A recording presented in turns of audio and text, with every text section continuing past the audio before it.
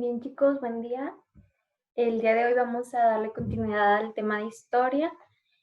Como vimos la vez pasada, estuvimos viendo los caudillos revolucionarios y ustedes me mandaron un video como evidencia del que más les gustaba. Bueno, pues después de esto vamos a estar viendo lo que es el tema de la rebelión cristera y del PNR. Entonces, fíjate bien, voy a ir a la presentación y pues te voy a explicar un poquito lo que pasaba pues con este tema, ¿verdad? Entonces, fíjate bien. La rebelión cristera y la creación y consolidación del PNR. Bien, fíjate bien. Vamos a empezar primero por qué fue la rebelión cristera, cómo sucede y cuáles son las consecuencias que trae para nuestro país. Entonces, todo comienza cuando, ¿te acuerdas que Venustiano Carranza pues promulga la Constitución Política de los Estados Unidos Mexicanos en el año de 1917? Entonces, en esta Constitución lo más importante que marcaba era que la Iglesia no podía ser influencia en los asuntos públicos del gobierno. O sea, que dejaba a la iglesia de lado. La iglesia no podía opinar ni tomar decisiones en este ámbito. Entonces, lo que pasa es que Plutarco Elías Calles, al, al ser presidente, pues realiza una ley que después viene a llamarse la ley de calles, en la cual con esta prohibía el culto. ¿Qué quiere decir? Que se prohibía que en cualquier templo religioso se realizaran pues las misas, tuvieran templos o incluso pues se dieran ofrendas. También prohibía el culto externo, lo cual significaba que no se podían dar a lo mejor un culto fuera de la iglesia o un servicio que ofreciera la iglesia fuera de ella.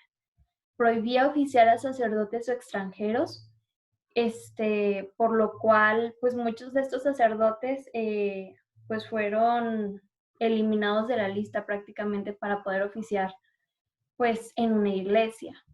Limitaba el número de sacerdotes y clausuraba escuelas católicas, porque hay que recordar que pues antes de todo esto pues la iglesia tenía mucho poder e incluso al realizar escuelas católicas, pues ellos enseñaban su fe pues en ellas, al contrario de lo que es ahora, que las escuelas son laicas, no se prohíbe que se profundice en una fe, ¿verdad? En las escuelas pues públicas.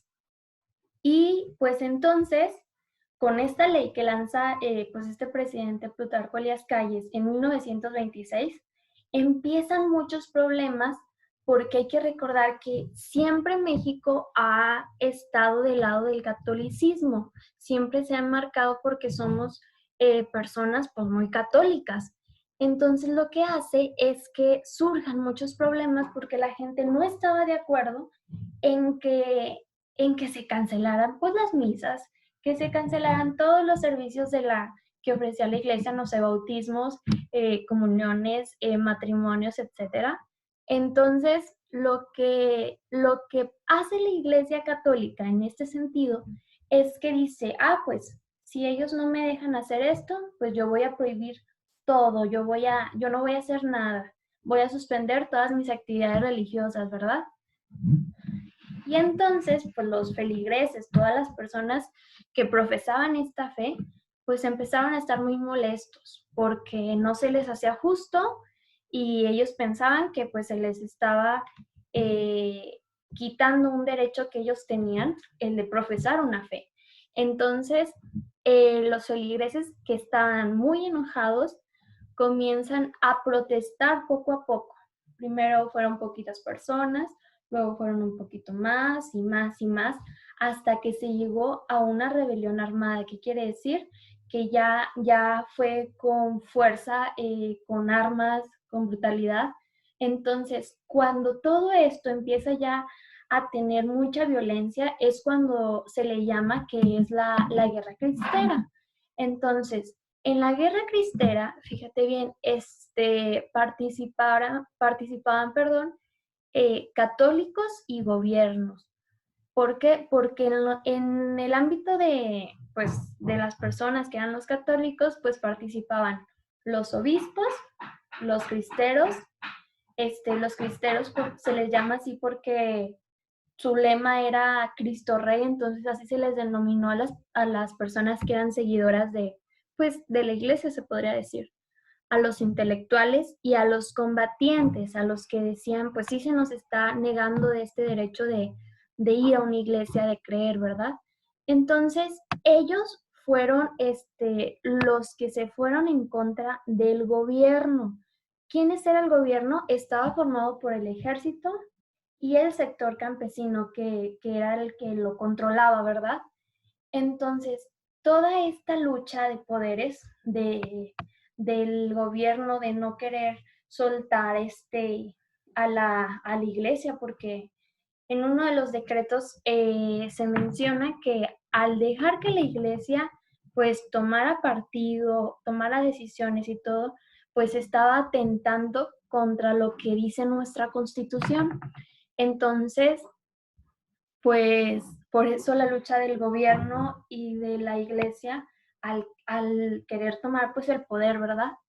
Entonces, con esta lucha causa que en las localidades de Michoacán, Guanajuato, Jalisco, Colima, Nayarit, Zacatecas y Aguascalientes, pues empezara la lucha a todo lo que daba, llegando a incluso una guerra pues muy dura para nuestro país, porque pues se derramó mucha sangre de los mexicanos.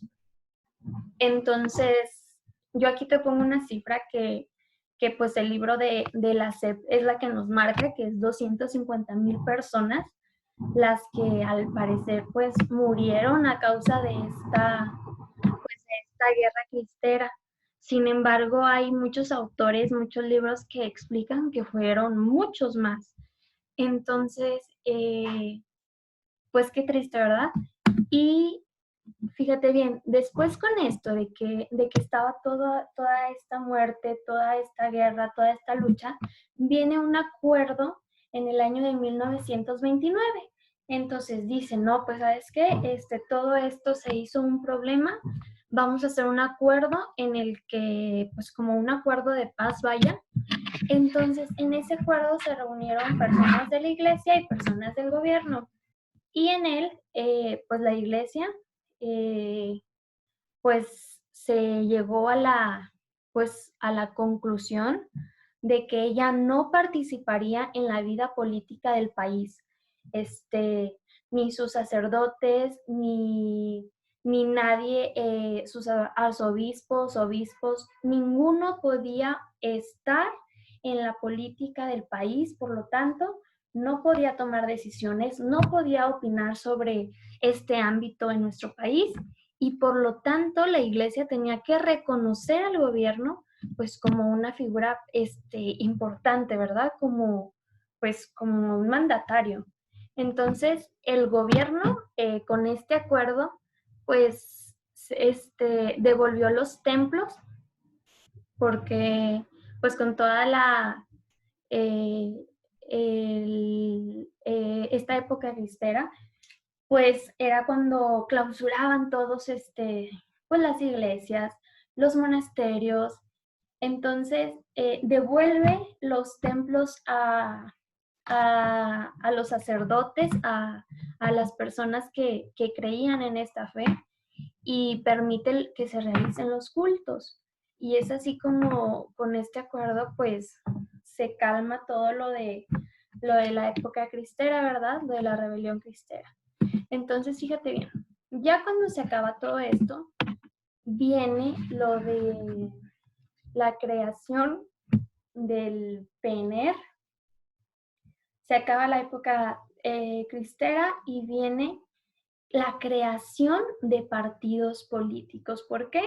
Porque ya después de que ocurrió toda esta insatisfacción del pueblo mexicano, pues dicen, pues aquí pues ya no manda la iglesia, ¿verdad? Entonces seguía muy presente el tema también del sufragio efectivo no reelección, que recuerdas que fue un lema con el cual se decidió quitar a Porfirio Díaz del poder. Entonces, es aquí donde surgen nuevos partidos políticos que pues prácticamente empezaron pues a querer ser parte de la política del país. Entonces, fíjate bien, nos vamos a ir al libro en la página 123. Aquí en esta página viene el tema que es de este partido.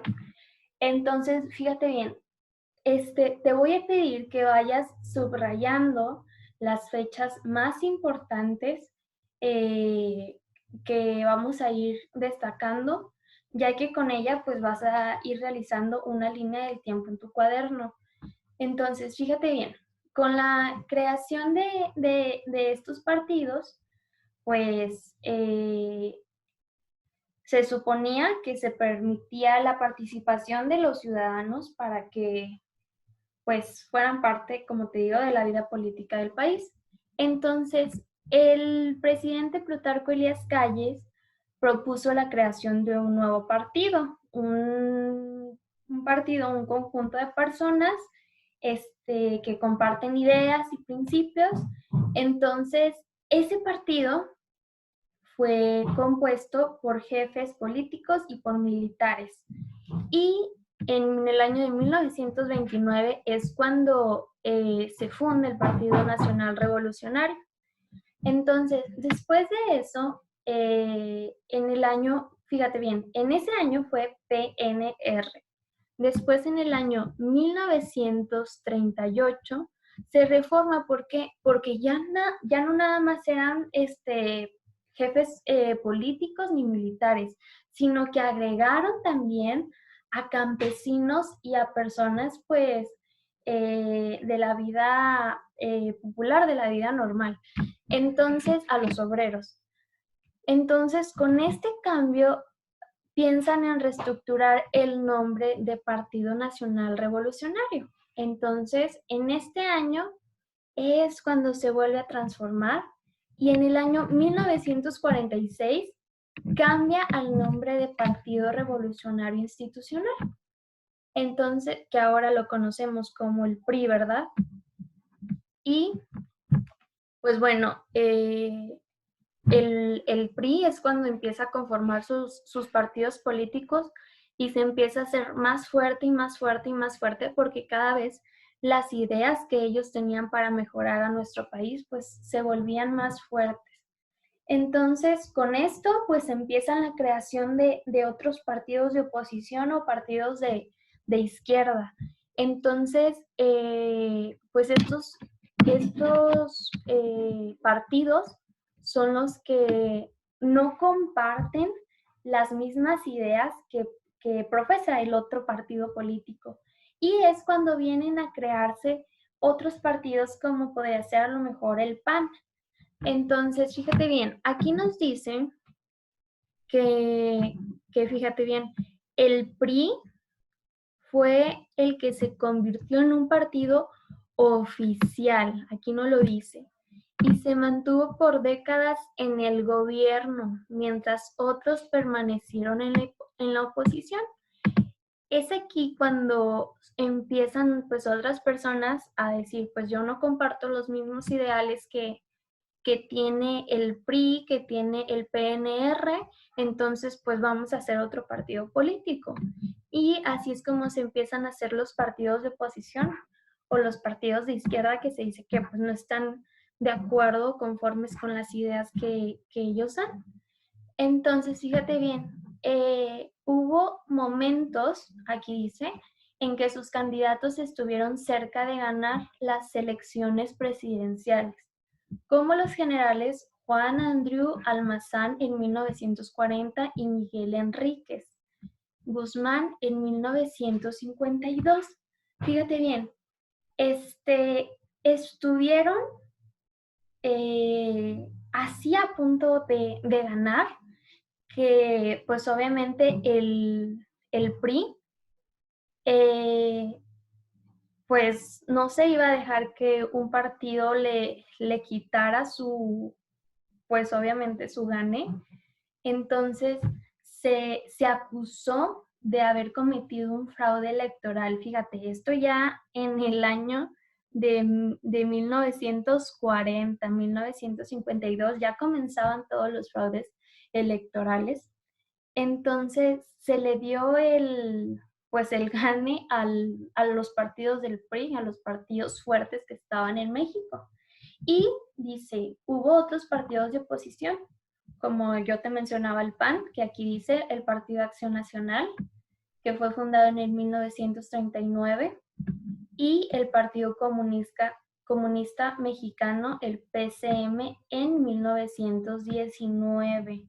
Y fíjate, estos partidos comenzaron a ganar algunas elecciones hasta la década de 1970. Fíjate, todo el tiempo, aquí te la voy a marcar, todo el tiempo que tuvo que pasar para que un partido de oposición pudiera ganarle al PRI. Entonces, después de esto, pues en 1977, este secretario de Gobernación, Jesús Reyes Heroles, hizo una reforma a la manera de que pues elegían a los gobernantes, y en ella permitía a todos los partidos de oposición, o sea, al PAN, aquí venía al PCM, etcétera, otros que estuvieran, permitía que ellos participaran también en la libertad de procesos electorales. O sea, no nada más el partido que ganaba era el que podía opinar sobre la vida del país, ¿verdad? Entonces es aquí cuando se integra el Congreso, los diputados, porque hay que recordar que en un Congreso pues no solamente están personas solamente de un partido político, sino que están pues divididos, vaya, en sus casillas, y pueden estar personas pues del PRI, que sean seguidores del PAN, del Partido del Trabajo, de Movimiento Ciudadano, etcétera. Entonces, con esto, pues fue como que un contento más, pues para estas personas, para estos políticos, ya que pues todos tenían la oportunidad de ser tomados en la toma de decisiones. Y fíjate bien, dice aquí fraude electoral, viene su significado, dice violación del proceso y resultados de una elección para que estos favorezcan a determinado candidato y no porque ellos votaron por los ciudadanos. Entonces, pues así fue como pasa todo esto de la creación de los partidos. Después de la época cristera, vienen estos partidos a hacer sus reformas, a poner sus leyes, a quitar. Y fíjate, aquí viene una imagen, aquí dice manifestación de comunistas de la Ciudad de México en 1935. Fíjate, este fue otro partido comunista, otro partido a diferencia pues, del PRI, del PNR, del PAN, y cómo aquí se protestan con la finalidad pues de también de que no se cometieran los fraudes electorales, sino al contrario, pues todo fuera justo y todos ganaran de la manera pues mejor, ¿verdad? Entonces, ese sería el tema de hoy. Espero que le hayas entendido un poquito. Con las fechas que marcaste, hay que realizar una línea del tiempo. De preferencia, solamente ubícate en la creación de los partidos. Y pues ya eso sería todo. Cuídate y nos vemos en el siguiente video.